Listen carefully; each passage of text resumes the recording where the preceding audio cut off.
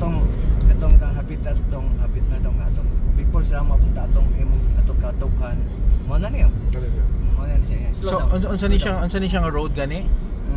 Nga Balugo road ra gyapon. Mo ning Balugo, mo ning property? Right side o dili? Oh, right side. Kato naagihan na to? Oh, kana. Ano siya pwede na to mo atos ta gamay dagay or sa mo. Matra siguro para makita na to. Kani hazard lang. Primary target. Mo nito kinsa ning property? Katong before millennials is just adjacent. Okay. So dikto mo tanis today sa una no? Dikto? Wala pa kagid diri. Wala pa. So this is property nga millennials. No.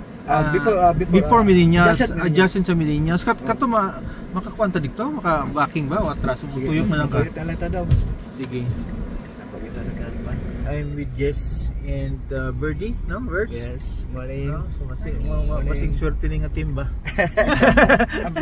I'm blessed.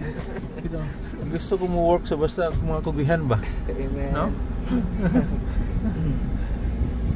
Yes, so this dito nato ni no, this is the property nga kani-kaning side is after millennial no? Millennials. Tapos ang before millennial downtown area.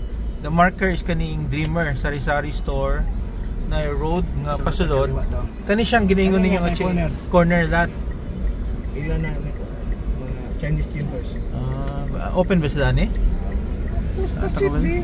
Kani siya, sige pasulod na. Dako po siya no? Nindot no?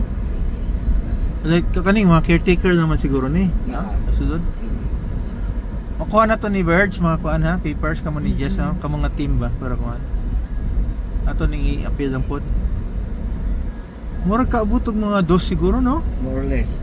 Pasulod man siya. Dako man siya.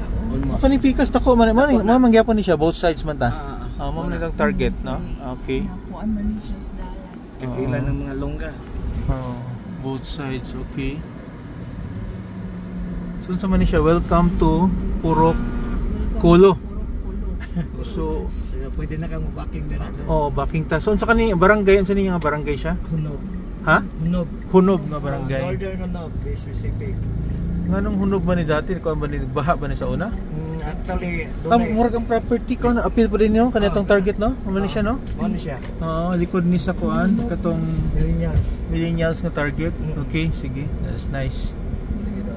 Balik lang ta dito. Okay.